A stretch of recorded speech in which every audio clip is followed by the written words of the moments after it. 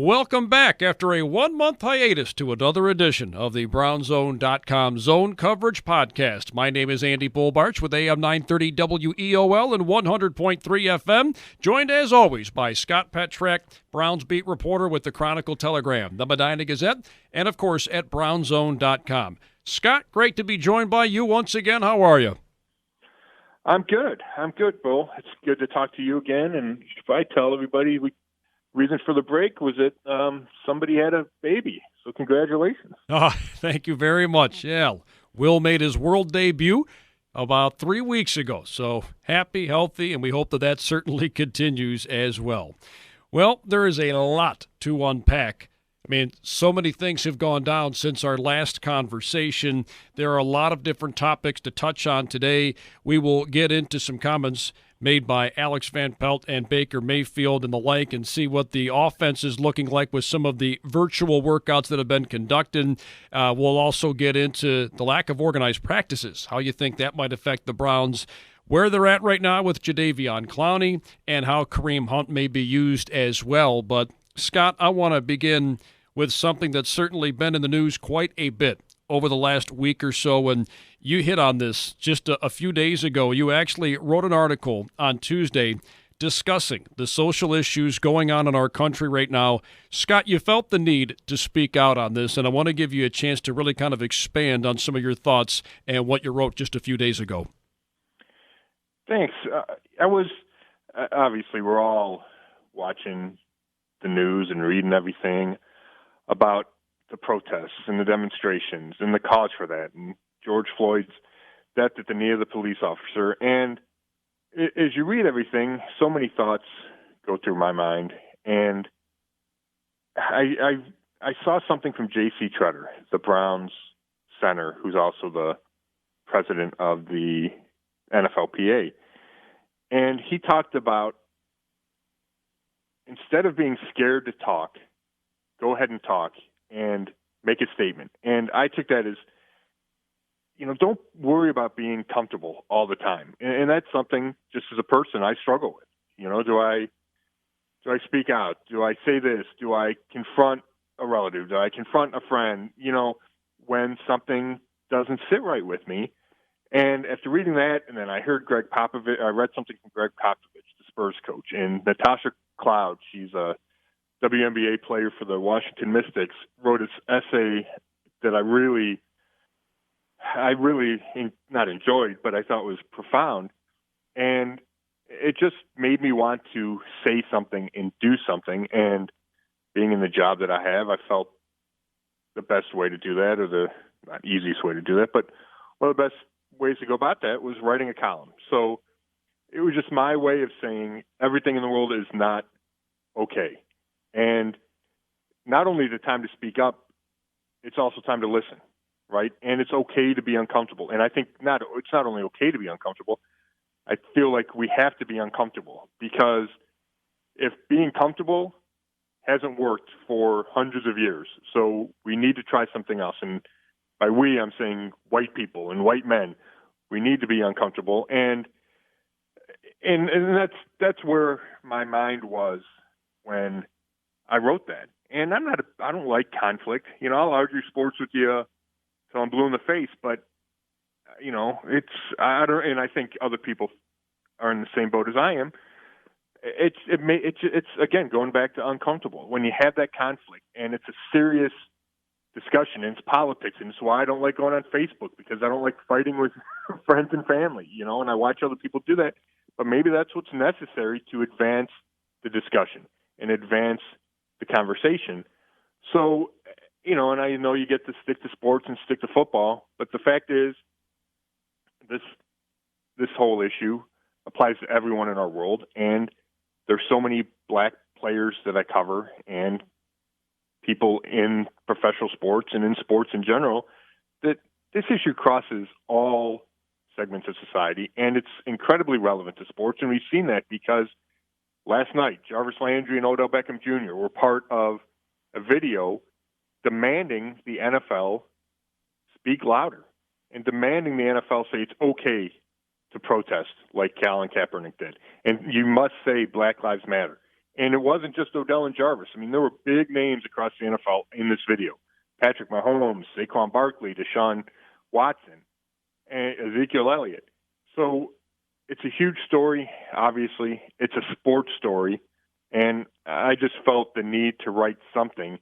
And I'm glad I did. It hasn't removed all the uncomfortability. You know, I still read stuff and see stuff and think, man, do I retweet this? Do I like this? Because I don't want to anger some of my readers, but I think that's necessary because I think this issue is so important.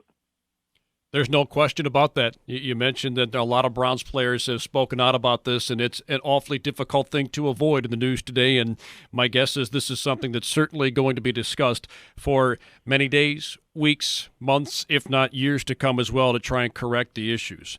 All right, Scott, well, we'll bring things back around to Browns talk. I know that Alex Van Pelt, the offensive coordinator at Baker Mayfield, recently had some things to say. And it seems like right now, even though things have been anything but traditional with these virtual workouts, everybody seems to be at least pretty positive with the way things have gone down so far.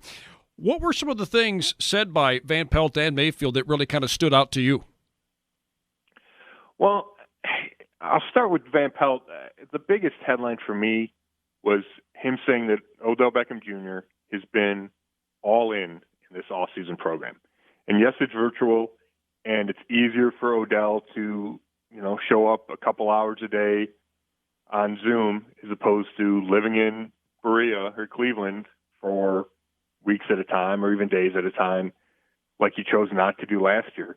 But I think that's a good sign when you look at this Browns team, and obviously it's a new offensive system under Kevin Stefanski, the coach, and Odell needs to learn it. And according to Van Pelt, he's been very impressed with what Odell has done in this offseason program, and that's a great first step. Baker, according to all people, we talked to Joe Bitonio, we talked to Alex Van Pelt, Jarvis Landry. Baker Mayfield is taking on that leadership role that is necessary in a quarterback. Part of that was getting some of the tight ends and wide receivers and Case Keenum, the backup quarterback, together in Austin, Texas for a week of workouts, begin to kind of install the offense, run routes. Baker's working on footwork changes. So he said that was important to be out on the field, going through repetitions with receivers to work on that footwork as opposed to just standing there by himself and working on the footwork. Everybody seems to think the offense is a great fit for Baker, and I would agree. A lot of play-action passing, a lot of rollouts and bootlegs.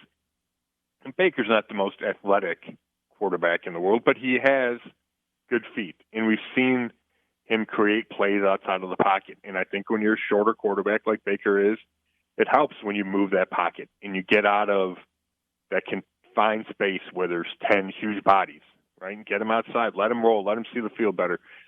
So if the Browns are able to establish the run, which they have Nick Chubb, they have Kareem Hunt, they have Jack Conklin now, they have Jedrick Wills now, let's assume they can establish the run. Baker throwing off play action should be easier. This system should make throws and decisions easier for Baker because, like we've seen it work with Kyle Shanahan in Cleveland and San Francisco. We saw it work for Kevin Stefanski last year in Minnesota, and there's plenty of other examples of the wide zone scheme, how they affect the passing game. You get guys running open. That doesn't happen on every play, but there are plenty of plays where the deception and the commitment to the run frees up passing lanes, and you get receivers for big chunk plays. So I think there's a sense of optimism that about this offense. I will say the caveat is it's only been virtual, and the coaches have not been able to get their hands on any of these players yet. And they admit that. Alex Van Pelt was pretty clear about, we think we've done as much as we can do, but we're desperate to get these guys back on the field. And I think, and we've talked about it a little bit before, Bull, not every team will have not having an in-person off-season program will not affect each team the same. If you're a team like the Saints that have had the same quarterback and coach forever, you're going to be steps ahead. And I think the Browns are trying not to use it. I know that they're trying not to use it as an excuse, but it seems only natural that not being able to practice at all in April, May, and it looks like June. The minicamp hasn't been canceled for sure, but I'd be stunned if there was any type of minicamp in person. I think that hurts teams that have new coaches and new systems. Well, and along those same lines, because there are so many new voices in the locker room, and while everything can look good on paper and virtually everything can seem like it's working out well, you never really know how well it works out until you get out onto the field. So that leads me to my next question here. How much do you think the lack of organized practices will affect the Browns, especially early on? Because, look, if they continue to go down this timeline and they open things up and training camp doesn't really get affected very much, we could be looking at opening things up here for training camp in about 5 or 6 weeks. So we are getting awfully close to that time of the year. How much do you think the lack of organized practices will have an effect on the Browns early on? I think it's going to be significant, and maybe Kevin Stefanski would argue with me, and we won't know until training camp starts. But I thought Joe Bitonio made a good point. He said, yes, it's going to affect us early, but I believe if we have a full 6 weeks of training camp, by the end of it, we'll be where we should be. And he might be right. But I just think there's too many growing pains to get over, even in 6 weeks. And I know if you haven't been together at all and you show up day one and you're trying to physically install an offense as opposed to mentally install an offense, there's going to be hiccups. And there's going to be significant hiccups. So the way I see it going is the Browns get out of the gate slowly. Let's assume we have a normal training camp, normal start of the season. The Browns get out of the gate slowly because I think they're starting behind teams like the Ravens, who have the same offense and a lot of the same players. The Steelers, right? Big Ben has been there forever. Even though he didn't play last year, he's been there forever, played forever. Their coaching staff has been there. It's different with the Browns. Almost all the coaches are new. There's plenty of new players. Baker does not know this offensive system, right? Many of the players don't. So there's just a lot of moving pieces that I think it would be ambitious, to say the least, and maybe foolhardy to think that everything will be clicking at 100% and on all cylinders week one in Baltimore. Now, that doesn't mean they can't win, right? Doesn't mean that they can't figure certain things out, or they kind of tighten up, they limit the playbook, right? We're going to concentrate on these X number of plays and really drill those because we know we only have time to perfect those things as opposed to a normal offseason. But I think it's also natural to think that they'll be better in the offense and more comfortable and more in sync week 6, week 10, week 14 than week 1 and 2. And you just hope that what could be a slow start doesn't derail the team because we know that they have playoff aspirations. And certainly last year that was one of the things that did derail them. A bit of a slow start, something they could not recover from. And this year, you do have some new personalities in the room, and it'll be interesting to see how some of those personalities mesh. Now, one other personality people have been waiting to see if he's going to enter the fray and try and mesh would be Jadeveon Clowney. Now, things seem to be kind of quiet on that front. How close do you think the Browns might be to striking a deal with Jadeveon Clowney, or do you think that ship has sailed? Well, I don't think it's sailed, and I think I would have thought differently a couple of weeks ago. It seemed like it was so quiet, and the way Andrew Berry and Kevin Stefanski talked about Olivier Vernon, the end opposite Myles Garrett right now, the way they talked about him after the draft was, hey, he's our guy, and I just felt like they were going to stand pat and not really pursue Clowney much further. Well, since then, we've seen reports, and I've been told that the interest remains. Now, if the Browns are interested and continue to be interested, then you certainly cannot rule it out. Clowney obviously hasn't reciprocated their interest in terms of signing. Money is going to be a big issue. Other teams will be a big issue. Does he want to stay in Seattle? Does Seattle come close to whatever offer the Browns make? I know that Jason Lockenfor of CBS said that people around the league, now so this wasn't like a super firm report that the Browns had offered this, but he said people around the league think the Browns offer was around $12 million a year. Well, Clowney began free agency looking for 20 plus million a year. And even if he dropped 17 or 18, that's a huge gap, especially if the Browns are trying to get him for 2 or 3 years. You multiply by 5, if the gap from 12 to 17, $5 million times 2 or 3 years, that's a huge gap. And I think in that instance, Clowney would be more likely to take a 1-year deal and try to get a bigger contract next year. So I think there's a lot of things that would have to be worked out. I think the Browns look at Clowney versus Vernon, and I'm not sure they see a huge talent gap. I personally am not sure I see it. We all know Jadeveon Clowney's huge name, and he was a number 1 overall pick, and we've seen some of the splash plays. But, his career high sacks is 9.5. That's not elite. I think Olivier Vernon's career high was 11.5. Now, Clowney's a little bit younger, but he's also dealt with injuries. I think he's only had one 16-game season, either in his career or with at least in the last 4 or 5 seasons. So there's concerns there, and I think that's what the Browns weigh. Do we bring in Clowney versus paying Olivier Vernon $15 million? And I think money is going to be the deciding factor in whether they try to make that move or they just stand pat and go with Vernon.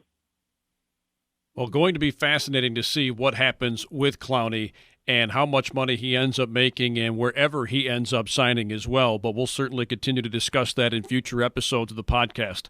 We'll go back to the offensive side of things, Scott, here before we close things out on your golf shot of the week.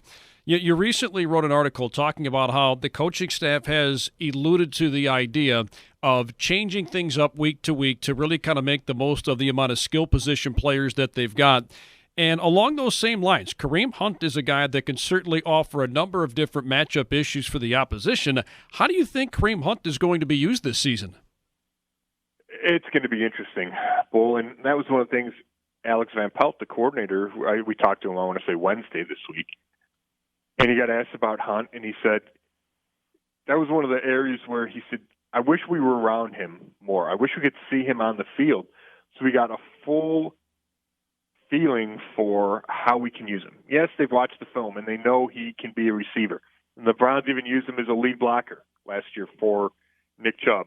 And we saw him lead the league in rushing as a rookie with the Chiefs in 2017.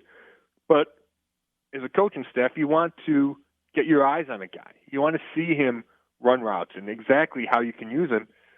So that, again, is one of those areas where the Browns will be behind others, right? And I keep going to the Saints just because the Saints are bringing back almost everybody. And Sean Payton, in fact, said, hey, go home. We're not worried about any kind of offseason. Just show up in training camp.